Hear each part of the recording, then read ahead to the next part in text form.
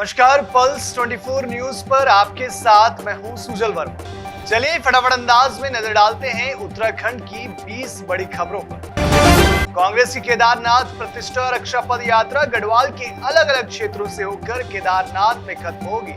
इस बीच कांग्रेस की केदारनाथ प्रतिष्ठा रक्षा पद यात्रा तीसरे दिन शिवपुरी से आगे रवाना हुई और यात्रा आज देवप्रयाग पहुंचेगी। वहीं कांग्रेस प्रदेश अध्यक्ष करण माहरा ने सेवा दल का झंडा फहराकर आगे की पदयात्रा शुरू की। सीएम पुष्कर सिंह धामी ने हेल्पलाइन 1905 की समीक्षा की। इस दौरान उन्होंने सीएम हेल्पलाइन पर शिकायत दर्ज कराने वाले 6 लोगों से फोन पर बात की, जिनमें से 3 का समाधान हो चुका था। साथ ही सीएम धामी ने तत्काल संबंधित विभागों को कार्रवाई के निर्देश दिए हैं। सभा में प्रश्नकाल के दौरान महेंद्र भट्ट ने सरकार का ध्यान आकर्षित किया। प्रदेश अध्यक्ष ने राज्यसभा में जोशीमठ के ओबीसी क्षेत्र को आरक्षण की राष्ट्रीय अनुसूची में शामिल करने का मुद्दा उठाया। उन्होंने कहा कि क्षेत्रवासी कई बार केंद्र सरकार से इस मांग को लेकर अनुरोध कर चुके हैं, लेकिन अब तक कोई सकारात्मक कार्रवाई नहीं हो पाई है। कारगिल विजय दिवस की 25वीं वर्षगांठ के मौके पर राष्ट्रीय भारतीय सैन्य कॉलेज में एक शानदार सिम्फनी बैंड प्रदर्शन का आयोजन किया गया, जिसमें देहरादून के प्रमुख स्कूलों के 375 छात्र शामिल हुए। इस दौरान देशभक्ति की भावना पैदा करते हुए सशस्त्र बलों की वीरता का स्मरण छात्रों को कराया गया। कार्यक्रम में Gorkha rifles regiment centre, Kumaon regiment centre और बंगाल इंजीनियर ग्रुप के बैंड ने मनमोहक प्रदर्शन किया।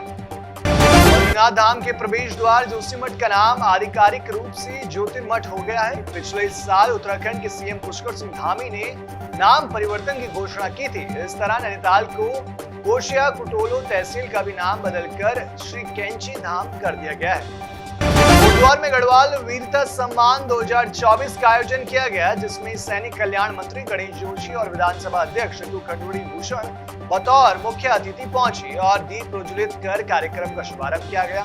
इस मौके पर सैनिक कल्याण और पुनर्वास अधिकारी ओम प्रकाश परसवान ने कारगिल विजय दिवस के संबंध में शौर्य गाथा सुनाई।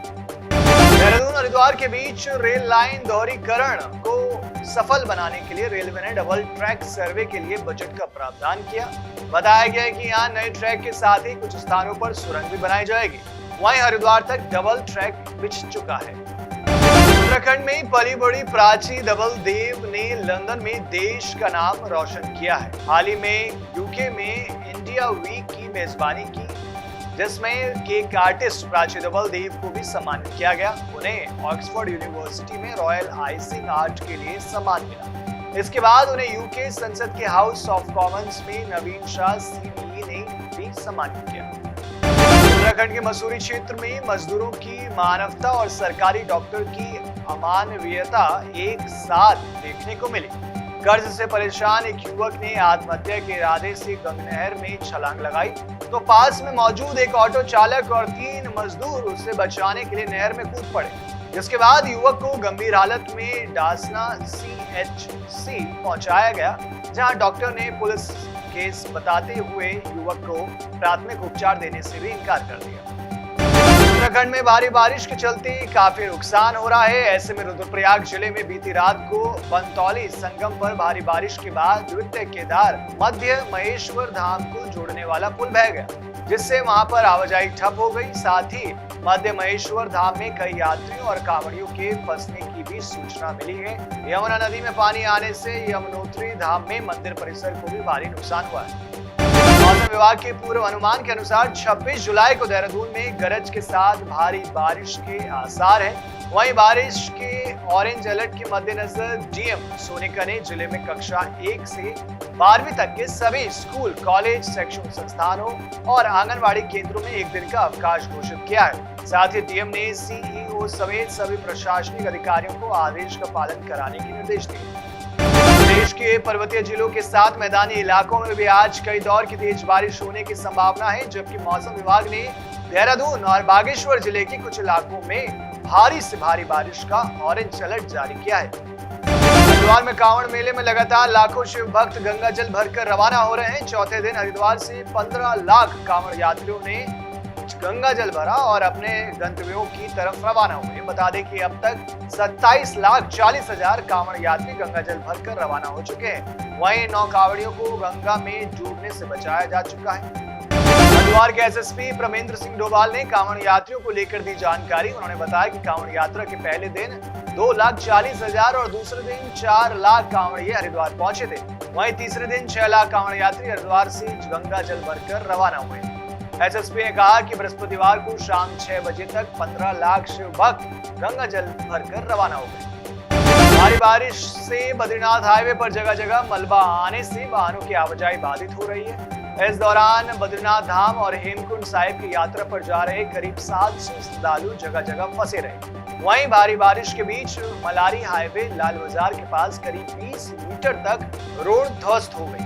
ऐसे में दिन भर सेना, आईटीबीपी के साथ नीति घाटी के गांवों को जाने वाले वाहनों की आवाजाही थमी रही।